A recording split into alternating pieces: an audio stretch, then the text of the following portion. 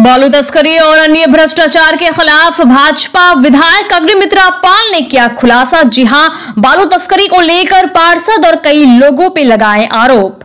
आसनसोल दक्षिण की विधायक अग्निमित्रा पाल ने आज अपने विधायक कार्यालय में एक संवाददाता सम्मेलन किया। उन्होंने आरोप लगाया कि 87 नंबर वार्ड इलाके के डामरा इलाके में अवैध रूप से बालू का कारोबार चल रहा है। उन्होंने कहा कि इसे लेकर वो इन्फोर्समेंट डायरेक्टरेट को एक चिट्ठी लिख रही है, जिसमें इस पूरे कारोबार पर नकेल कसने के लिए ईडी से कहा जाएगा। उन्होंने कहा कि 87 नंबर वार्ड के टीएमसी पार्षद तरुण चक्रवर्ती वहां पर बालू माफियाओं से हर महीने पैसा ले रहे हैं। उन्होंने कहा कि वहां पर धड़ल्ले से बालू का कारोबार चल रहा है, जिस वजह से कई नदियों ने अपना रास्ता बदल लिया है। वहां पर आए दिन लोगों की मौत हो रही है, पर्यावरण को नुकसान पहुंच रहा है, लेकिन पुलिस प्रशासन की नाक के नीचे ये सब कुछ हो रहा है और इसे रोकने वाला कोई नहीं है। उन्होंने कहा कि इसके खिलाफ वो संघर्ष करेंगे।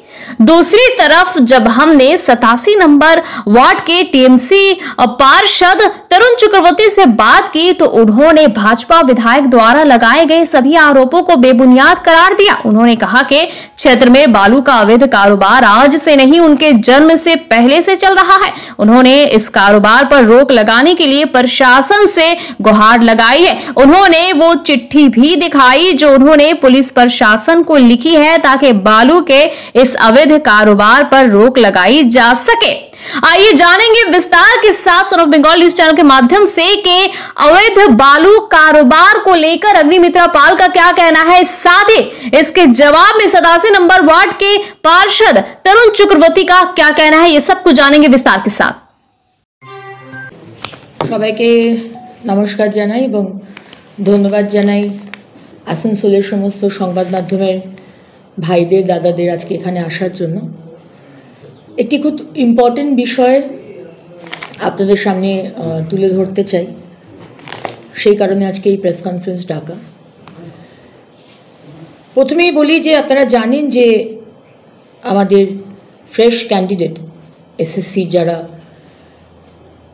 শিক্ষার্থী যারা পরীক্ষা দিয়েছিলেন তারা সকাল থেকে বিকাশ ভবন ঘেরাও করেছেন এবং তারা সেখানে অবরোধ করছেন, প্রতিবাদ জানাচ্ছেন।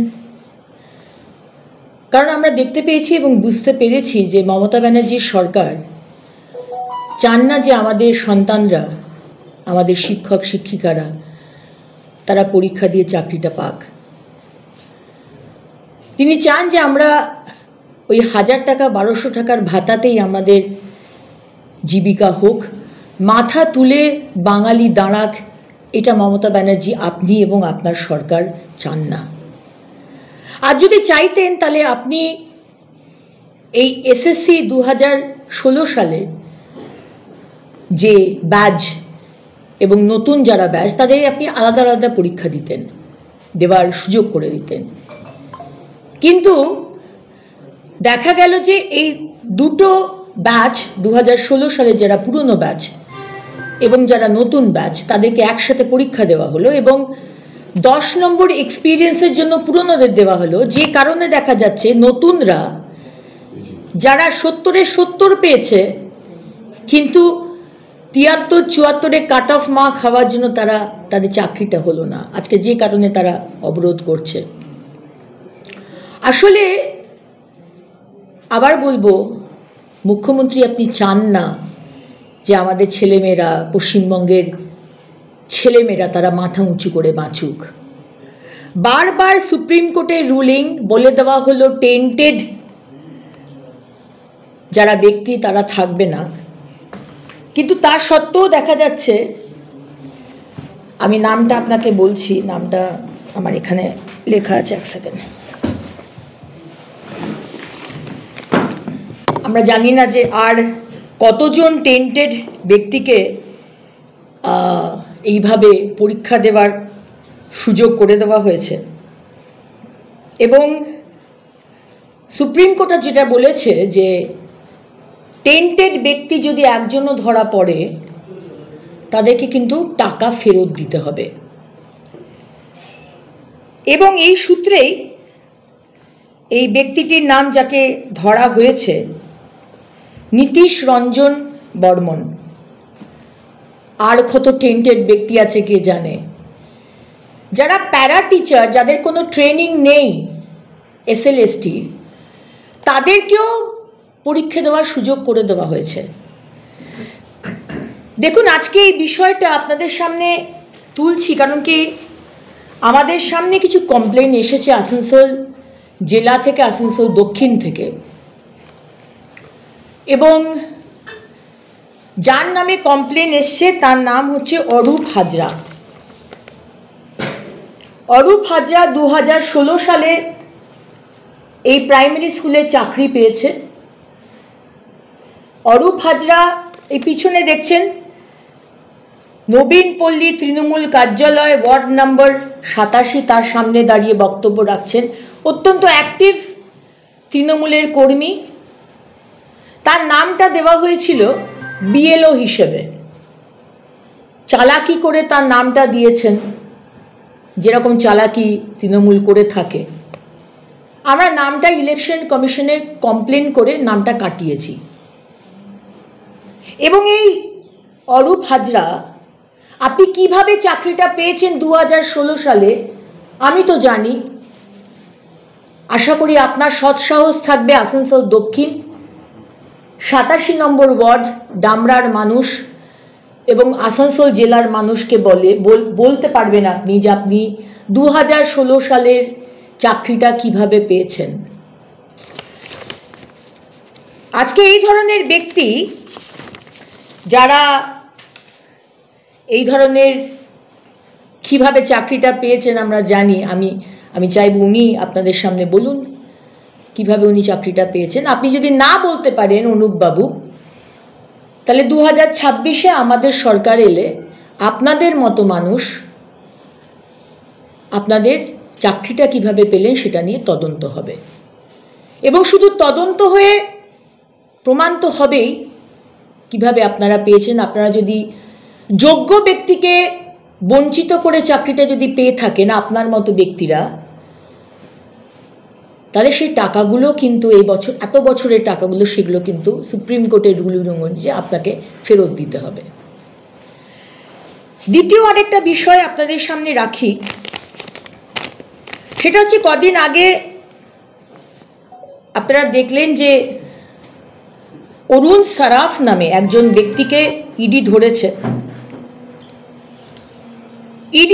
ইডি বহু জায়গায় সারা পশ্চিমবঙ্গে মানি লন্ডারিং, বালি চুরি, কয়লা চুরি, এই নিয়ে বিভিন্ন জায়গাতে হানা দিচ্ছে।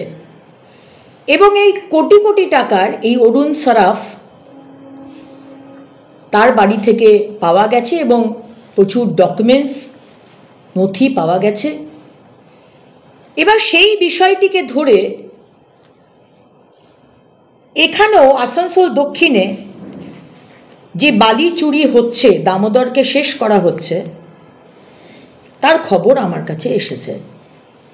এবং সেই কারণে আমরা আজকে ইডিকে একটা চিঠি দিচ্ছি। অলরেডি মেল করা হয়েছে, চিঠিটা দেওয়া হচ্ছে। এখানে বালি মাফিয়ারা যারা রয়েছে, পাপু, বিবেক, ঝন্টু, অবিনাশ, এরকম আরো অনেক নাম আছে, তারা বালির এই ইললিগাল ব্যবসা চালাচ্ছে। দামোদরকে শেষ করে দেওয়া হচ্ছে, আসানসোল জেলার বিভিন্ন নদীকে শেষ করে দেওয়া হচ্ছে, সারা পশ্চিমবঙ্গের বিভিন্ন নদীকে শেষ করে দেওয়া হচ্ছে। নদীগুলো দিক চেঞ্জ করে নিচ্ছে, ডিরেকশন চেঞ্জ করে নিচ্ছে, মানুষের মৃত্যু হচ্ছে, কিন্তু পুলিশ আর প্রশাসন কোনো হাতক্যাত নেই।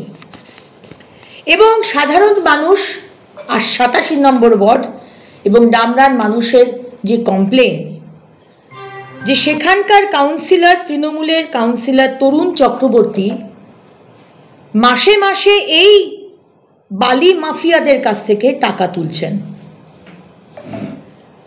আমি আসানসোল মিউনিসিপ্যাল কর্পোরেশন,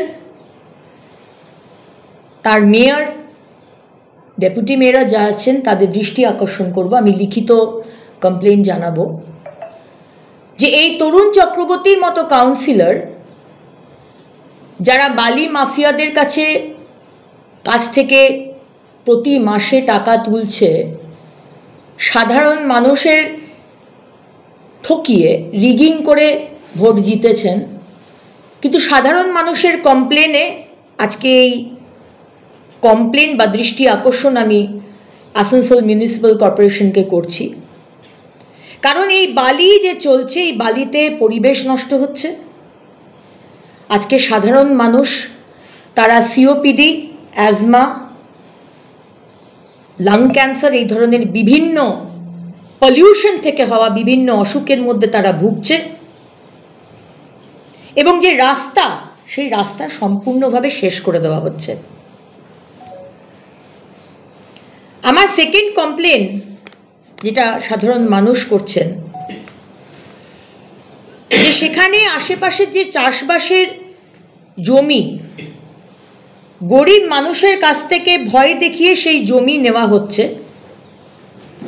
এবং সেই জমিতে খুব কম দামে সেই জমি ভয় দেখিয়ে 87 নম্বর ওয়ার্ড এবং ডামরার আশেপাশের গরিব মানুষদের কাছ থেকে জমিটাকে নিয়ে সেখানে প্লটিং করা হচ্ছে। এবং আশেপাশের যে বাড়ি, সেখানে এএমসির কাছে কমপ্লেন করা হবে এই নামে, এইভাবে সাধারণ মানুষের যাদের হয়তো বাড়ি বানিয়েছে, প্ল্যানিংয়ে 19-20 আছে, তাকে সেখানে বাড়িতে গিয়ে ভয় দেখিয়ে, এএমসিতে হিয়ারিং হচ্ছে না, এই যে আপনি প্ল্যানিংয়ের হেরফের করেছেন সেটা জানানো দরকার এএমসিকে, আসানসোল মিউনিসিপ্যাল কর্পোরেশন, কিন্তু সেখানে জানানো হচ্ছে না। পার্টি অফিসে ডেকে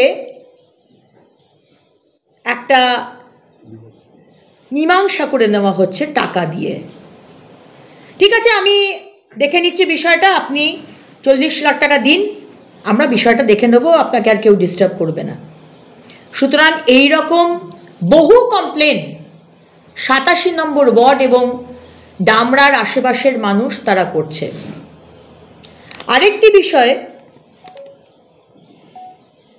ডামরা হাই স্কুল থেকে তার সামনে দিয়ে যে রাস্তাটা গেছে, দামোদর নদ যাওয়ার যে রাস্তাটা, সেই রাস্তাটা থেকে জমি, রাস্তাটার যে জমি, সেই জমিটাকে দখল করে, রাস্তা ছোট হয়ে গেল, রাস্তার জমিটাকে দখল করে আশেপাশের জমি যেখানে তরুণ চক্রবর্তী বাবু আপনি প্লটিং করছেন, সেই রাস্তার জমিটাকেও তার মধ্যে নিয়ে নেওয়া। এবং রাস্তার পিডব্লিউডির রাস্তা করার কথা, সেই রাস্তা থেকে মানুষ, সাধারণ মানুষ, আমরা, আমাদের ধরুন 10 ফিটের রাস্তা করার কথা, সেই রাস্তাটা হয়ে গেল 6 ফিটের। এদিক থেকে 2 ফিট রাস্তা থেকে জমি প্লটিংয়ের জন্য চলে গেল এবং এদিক থেকেও 2 ফিট চলে গেল। এই বিষয়টিও উনি করছেন। এবং আরেকটি বিষয় আপনাদের সামনে রাখতে চাই, যে তরুণবাবু আপনি একা তো নিশ্চয়ই এগুলো করতে সক্ষম হবেন না যদি না আধিকারিক, এএমসির আধিকারিক যে আজকে জমি দখল করছে, তো জমির ডিপার্টমেন্টে যারা রয়েছে, ভূমি রক্ষণ কমিটি, প্রশাসনের, সরকারের, মমতা ব্যানার্জি আপনার, তারা আপনার সাথে সহযোগিতা না করলে তো আপনি গরিবের মানুষের কাছ থেকে জমিটা নিয়ে সেটাকে বেশি দামে বিক্রি করা, এগুলো তো করা সম্ভব নয়। রাস্তা থেকে পিডব্লিউডির রাস্তা, পিডব্লিউডির ডিপার্টমেন্টের লোকরা যদি এর মধ্যে ইনভলভ না থাকেন, তাহলে এটা তো আপনার পক্ষে করা সম্ভব নয়।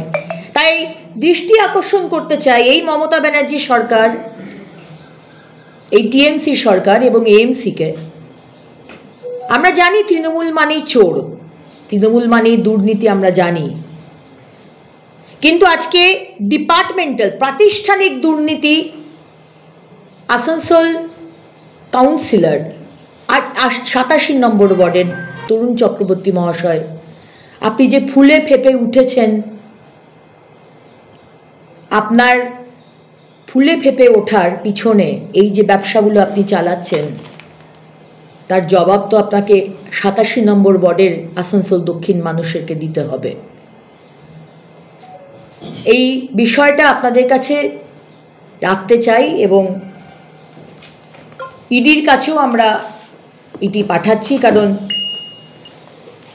চাকরি বিক্রি করা, স্বজন পোষণ, যোগ্য ব্যক্তির চাকরি বিক্রি করে টাকা নিয়ে নিজের ব্যক্তিদের ঢুকিয়ে দেওয়া, আর বালি, কয়লা, গাছ, জল, পাথর, মহিলা, ওষুধ, গরু কিছুই আপনারা ছাড়েন না।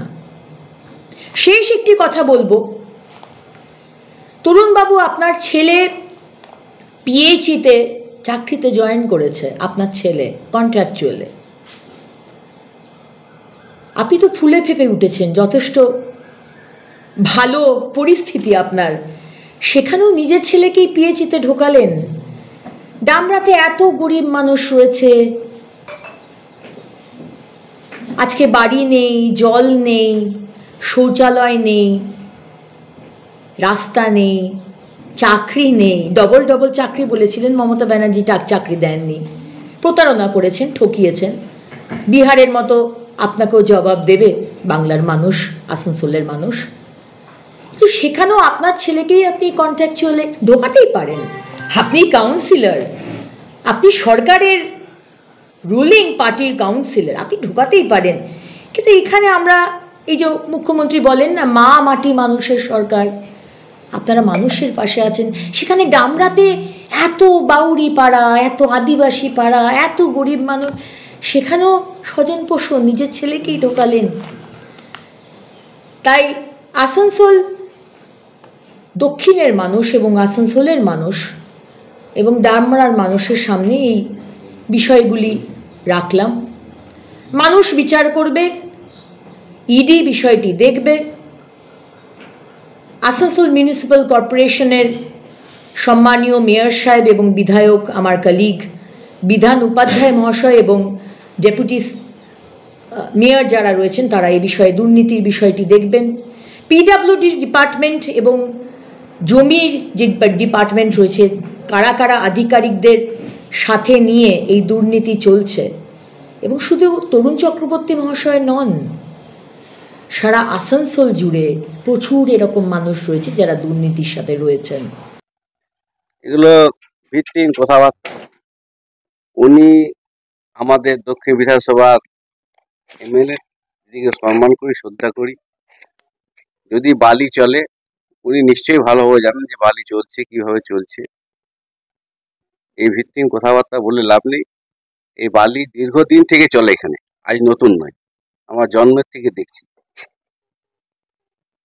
আর উনি বলছে বালি চললেও বলছে কাউন্সিলর পয়সা খাচ্ছে, আর বালি না চললেও বলছে কাউন্সিলর চালাতে দিচ্ছে না। এগুলো ভিত্তিহীন কথাবার্তা নয়, ওনার বলার কিছু জায়গা নেই বলে উনি এসব কথাবার্তা তুলছে। তার কি প্রমাণ আছে যে পয়সা আমি খাচ্ছি, কার কাছে নিচ্ছি? দেখাক আমাকে, আমাকে যা শাস্তি দেবে মাথা পেতে নেবো আমি। ডামরা অঞ্চলের যে রাস্তা রয়েছে নদীর সামনে, সেখানে যে বড় রাস্তা আছে সেগুলোকে ছোট করে সেই রাস্তাকে দখল করে আপনারা প্লটিং করছেন। আপনি এই ঘটনা অভিযোগ করছেন। এগুলো মানে কি বলে ভিত্তিহীন কথাবার্তা। একটা আমাকে প্রমাণ দেখাতে হবে, প্রমাণ না দেখালে ওনার বিরুদ্ধে আমি আইনগত ব্যবস্থা নেবো, ওনার বিরুদ্ধে কেস করবো আমি। একটা প্রমাণ আমাকে দেখিয়ে দিতে হবে যে তরুণ চক্রবর্তী বেআইনি জমি বা কার কাছ থেকে কম দামে নাম নিয়ে বিক্রি করছে। একটা প্রমাণ দেখিয়ে দিতে হবে আমাকে। যা শাস্তি দেবে আমি মাথা পেতে নেবো। বারবার আমি বলছি, উনি আজকে ওনার তলার পায়ের মাটি সরে গেছে। আমার এলাকাতে আজকে কিছুদিন হয়তো আগে এসেছিলেন উনি, এলাকার লোক ওকে জিজ্ঞেস করেছে যে আপনি দিদি কোথায় ছিলেন 4 বছর। আজ 4 বছরে আমার এলাকাতে একটা কাউন্সিলরের ভয়ে আজকে ইনি ভিত্তিহীন কথাবার্তা বলছি। তারা অভিযোগ করছে আপনি নাকি আপনার ছেলেকে পিএইচডি ডিপার্টমেন্টে কন্ট্রাক্ট। তো এটা খবরটা নিয়ে দেখো, যদি সত্যি হয় তাহলে খুব ভালো জিনিস। ছেলে নিজের জায়গায় পড়াশোনা করে নিজের যোগ্যতার উপর চাকরি পেয়েছে, পিএইচডি যদি কাজ পেয়ে থাকে, তাহলে যদি সত্যি হয় তাহলে তার ঠিকই আছে, না হয় তাহলে ওনার মানে কি বলবো ওকে, ওনাকে মানে দিদিকে বলার কিছু ভাষা নেই আমার, যে মিথ্যা এই ভিত্তিহীন কথাবার্তা একটা দিদির কাছে আমি আশা করি না। আর আমরা এই 4 বছরে মমতা বন্দ্যোপাধ্যায় উন্নয়নে যে ধারা 27 নম্বর ওয়ার্ডে আমি নিয়ে চলেছি, সেইখানে উনি আজকে ব্যর্থ। উনি একজন বিধায়িকা হয়ে ব্যর্থ। ওনাকে বলবো উনি কি করেছেন 4 বছরে, আর আমি 4 বছরে কি কাজ করেছি। উনি আমার সঙ্গে বসে একদিন একটা লাইট লাগায়নি আমার ওয়ার্ডে, আর রাস্তাঘাটে কথা বলছে। উনি জানেন না, উনি বিধায়িকা, রাস্তায় বালি চলছে কি চলছে, তার জন্য আমি তার ব্যবস্থা করেছি সে বালি বন্ধ হয়। তার জন্য প্রশাসনকে আমি আগের থেকে চিঠি দিচ্ছি, আপনারা চিঠি দেখতে পারেন, চিঠি নিয়ে যেতে পারেন। আমার কাজ আমি করেছি। আজ একটা ছোট কাউন্সিলর তো আজ ওকে হিলিয়ে দিয়েছে। আপনার নাম? আমার নাম তরুণ চক্রবর্তী, ওয়ার্ড নম্বর 87, काउंसिलर ममता बंदोपाध्याय जिंदाबाद। सन ऑफ बंगाल के माध्यम से हर खबर आप तक सबसे पहले पहुंचाई जाती है। सन ऑफ बंगाल जहां यूट्यूब, फेसबुक और वेबसाइट हर जगह पे, हमारे यूट्यूब पे आप देखिए सन ऑफ बंगाल की खबरें। इसके अलावा सब्सक्राइब कीजिए, फेसबुक पे जाइए, फेसबुक पेज को फॉलो कीजिए। इसके अलावा हमारे वेबसाइट पर भी जाकर आप देख सकते हैं हर तरह की खबरें सबसे पहले। जी हाँ, हमारा वेबसाइट है www.sonofbengal.in। धन्यवाद।